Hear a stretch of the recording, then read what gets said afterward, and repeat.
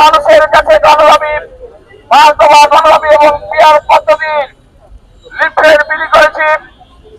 এই গণসংযোগ শেষে এখন আজকের এই সমাবেশে বক্তব্য রাখছেন বাংলাদেশ জামাত ইসলামীর কেন্দ্রীয় কর্ম পরিষদের অন্যতম সদস্য বাংলাদেশ জামাত ইসলামীর নারায়ণগঞ্জ মহানগরীর সংগ্রামী আমির নারায়ণগঞ্জ ৪ আসনের এমপি পদপ্রার্থী সংগ্রামী জননেতা মাওলানা আব্দুল জব্বার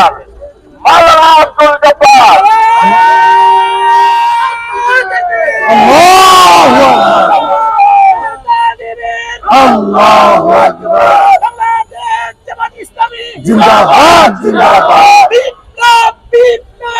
ইসলামী বিপ্লব।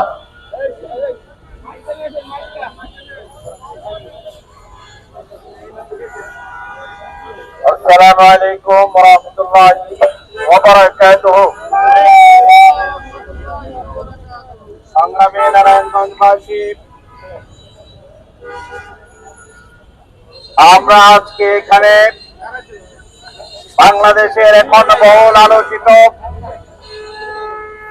মেয়র পদ্ধতির আগামী দিনে জাতীয় সংসদে নির্বাচনের জনগণের অধিকার প্রতিষ্ঠার লক্ষ্যে বাংলাদেশের ইসলামপন্থী এবং বাংলাদেশপন্থী দেশপ্রেমিক সকল দলগুলো মিলে আজকে আগামী জাতীয় সংসদ নির্বাচনের পূর্বে জুলাই সনদ বাস্তবায়ন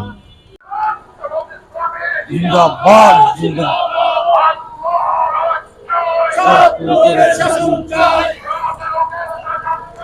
আল্লাহ দাঁড়িপাল্লায় ভোট দিন, দাঁড়িপাল্লায় ভোট দিন, দাঁড়িপাল্লা মার্কা, দাঁড়িপাল্লা মার্কা, দাঁড়িপাল্লা মার্কা, দাঁড়িপাল্লা মার্কা, দাঁড়িপাল্লা মার্কা, দাঁড়িপাল্লা মার্কা।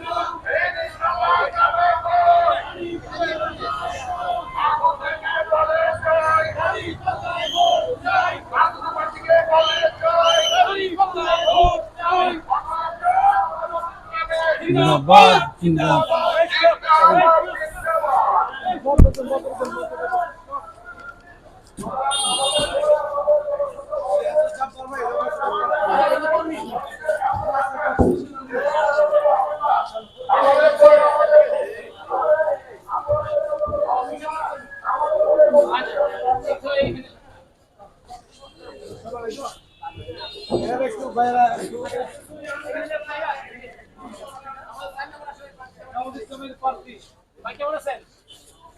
জি সবাই ভাইরা ওযু করে জুলাই নামাজ পড়া প্রার্থী।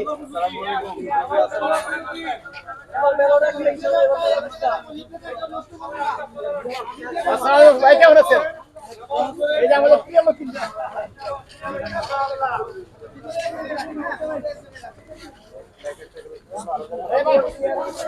এক ক্লিকার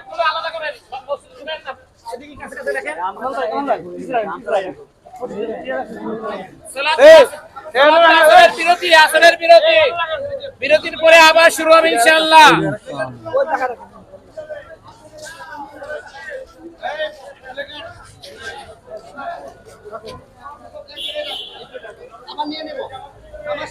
মৌলিক দাবিতে আজকে বাংলাদেশের মানুষ ঐক্যবদ্ধ হয়েছে।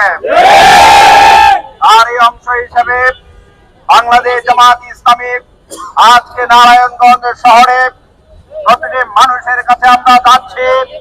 সেখানে মানুষের যে স্বতঃস্ফূর্ত যে সাড়া, সেই সাড়াতে আমাদের বিশ্বাস নির্বাচন কমিশন সেটি আমলে নিয়ে আগামী দিনে পিআর পদ্ধতিতে জাতীয় সংসদে নির্বাচনের আয়োজন করবেন।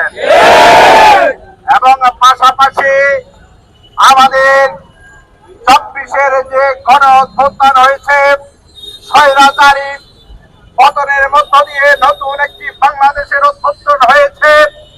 সেই জুলাই বিপ্লবকে ধারণ করার লক্ষ্যে আগামী দিনে যাতে দেশের মধ্যে কোনো স্বৈর শাসকের নতুন করে উন্মোচন না ঘটে, সেই লক্ষ্যে জুলাই সনদকে বাস্তবায়ন করার জন্য আজকে বাংলাদেশের সকল মানুষ ঐক্যবদ্ধ হয়েছে।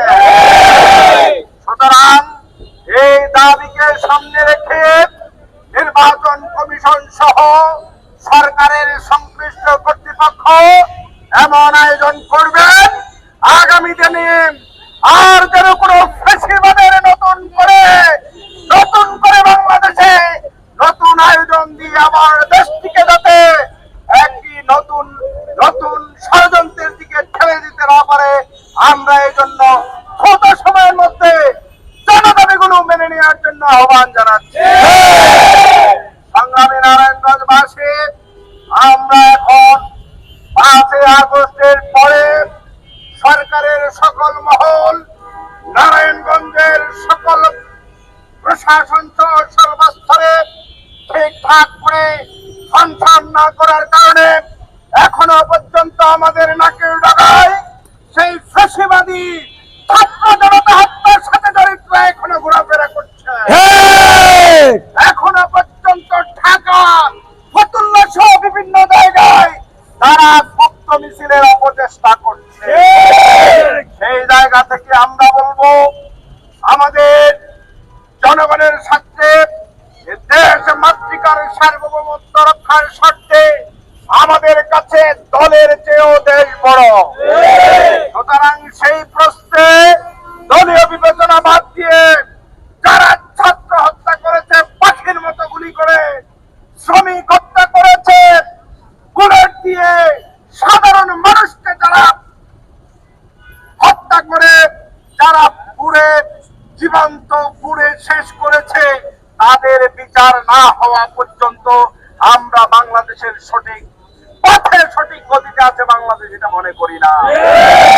সুতরাং সকল চিন্তা, বাংলাদেশের মানুষের আশঙ্কাকে অনিশ্চিত প্রমাণ করে আগামী দিনে বাংলাদেশের ইন্টারিম গভর্নমেন্ট এটা নিশ্চিত করবে।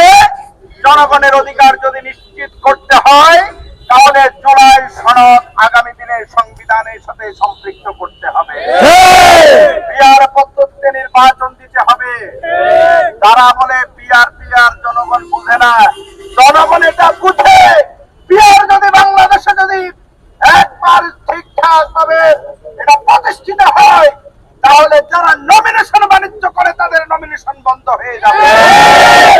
যারা মানুষের অধিকার নিয়ে ছিনিমিনি গেলে, সন্ত্রাস করে, চাঁদাবাজি করে, তাদের রাজত্ব বন্ধ হয়ে যাবে।